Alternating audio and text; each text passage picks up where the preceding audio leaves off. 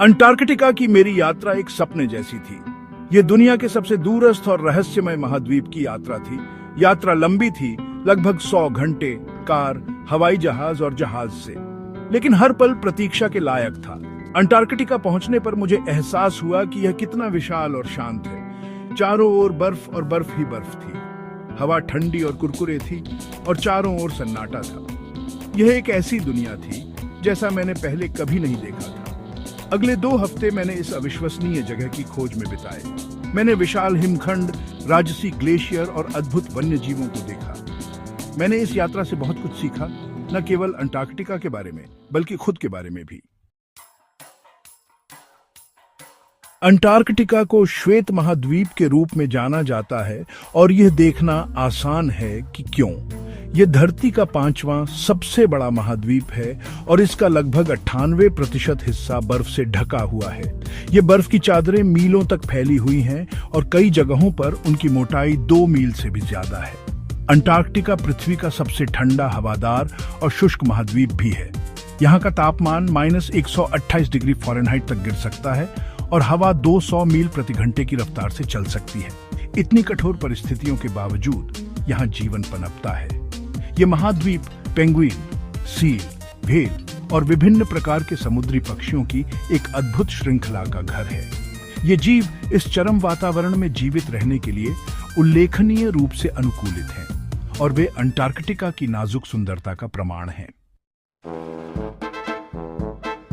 लाखों साल पहले अंटार्कटिका आज की तुलना में बहुत अलग जगह थी। यह गोंडवाना नामक एक विशाल महाद्वीप का हिस्सा था, जिसमें दक्षिण अमेरिका, अफ्रीका, ऑस्ट्रेलिया और भारत भी शामिल थे। उस समय अंटार्कटिका बहुत गर्म और अधिक आर्द्र जलवायु का आनंद ले रहा था।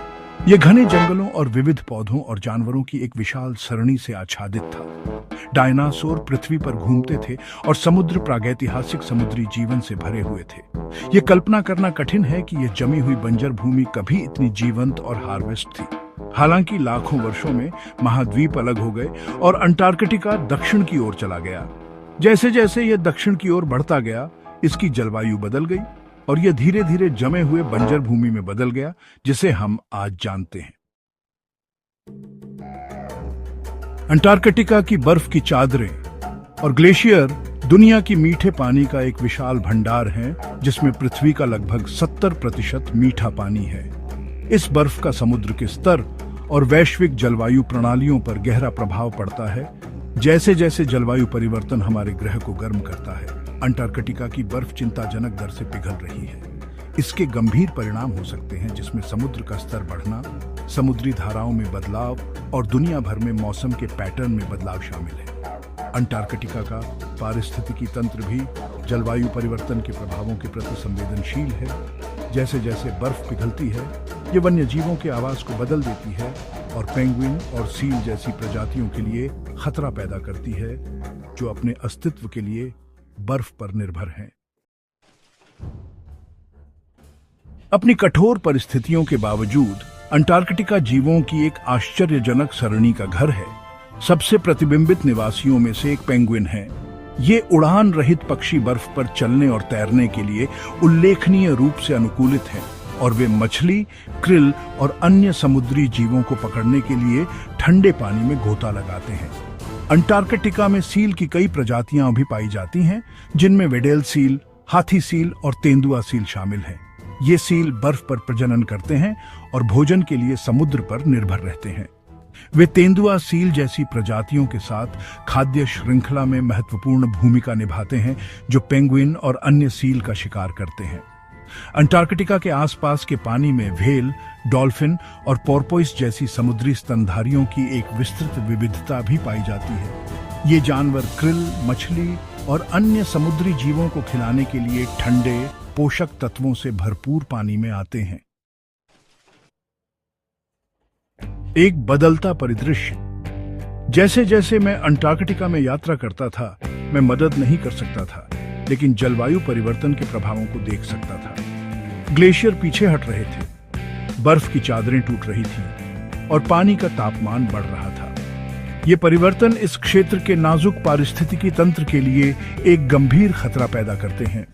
पेंगुइन और सील जैसी प्रजातियों को पहले से ही अपने शिकार और प्रजनन आधार में परिवर्तन का सामना करना पड़ रहा है, और जैसे जैसे बर्फ पिघलती रहती है, इन जानवरों का अस्तित्व तेजी से अनिश्चित होता जा रहा है। जलवायु परिवर्तन के प्रभाव इस क्षेत्र और उसके बाहर महसूस किए जा रहे हैं। अंटार्कटिका की बर्फ की चादरें और ग्लेशियर दुनिया की मीठे पानी का एक विशाल भंडार है, और जैसे जैसे ये पिघलते हैं, समुद्र का स्तर बढ़ता है, जिससे दुनिया भर में तटीय समुदायों को खतरा होता है। जलवायु परिवर्तन वैश्विक जलवायु प्रणालियों को भी प्रभावित कर रहा है, जिससे मौसम के पैटर्न में बदलाव और अधिक चरम मौसमी घटनाएं हो रही हैं। मौन का संदेश। अंटार्कटिका की मेरी यात्रा का सबसे यादगार पहलू मौन था। बर्फ और हवा की आवाज के अलावा वहां सुनने के लिए कुछ भी नहीं था। यह एक गहरा, गहन मौन था, जिसकी कल्पना करना कठिन है जब तक आप इसका अनुभव नहीं करते। इस मौन ने मुझे अंटार्कटिका की विशालता और शक्ति के साथ साथ मानव अस्तित्व की नाजुकता का एहसास कराया। यह एक अनुस्मारक था कि हम इस ग्रह और इसके सभी जीवित प्राणियों के साथ अन्योन्य आश्रित हैं। जैसे जैसे मैं घर लौटा, मैं उस मौन को अपने साथ ले गया। यह इस ग्रह की रक्षा के लिए तत्काल आवश्यकता का अनुस्मारक था, और यह सुनिश्चित करता है कि भविष्य की पीढ़ियों को इसकी सुंदरता और आश्चर्य का अनुभव हो सके। संरक्षण की आवश्यकता। अंटार्कटिका एक विशाल और अनफॉरगिविंग महाद्वीप हो सकता है, लेकिन यह भी आश्चर्यजनक रूप से नाजुक है। इस क्षेत्र के नाजुक पारिस्थितिकी तंत्र और इसके वन्य जीवों की रक्षा के लिए तत्काल कार्रवाई की आवश्यकता है। अंटार्कटिका संधि प्रणाली जैसे अंतर्राष्ट्रीय समझौतों ने इस क्षेत्र की सुरक्षा और वैज्ञानिक अनुसंधान के लिए एक ढांचा प्रदान करके एक महत्वपूर्ण भूमिका निभाई है। हालांकि और भी करने की जरूरत है। हमें ग्रीन हाउस गैस उत्सर्जन को कम करने और जलवायु परिवर्तन से निपटने के लिए वैश्विक प्रयासों का समर्थन करने की आवश्यकता है। हमें अंटार्कटिका के समुद्री संसाधनों के सतत प्रबंधन को सुनिश्चित करने और प्रदूषण और अन्य खतरों से इस क्षेत्र की रक्षा करने की भी आवश्यकता है। भविष्य के लिए आशा।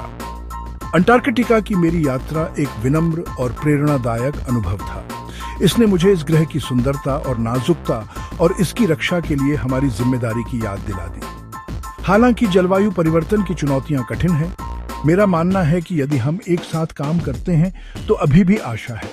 हमें अपनी आवाज उठाने, अपने नेताओं को कार्रवाई करने के लिए बुलाने और एक स्थायी भविष्य के लिए काम करने की आवश्यकता है। अंटार्कटिका का भविष्य हमारे हाथों में है। आइए हम यह सुनिश्चित करें कि यह अद्भुत महाद्वीप आने वाली पीढ़ियों के लिए प्रेरणा और आश्चर्य का स्रोत बना रहे।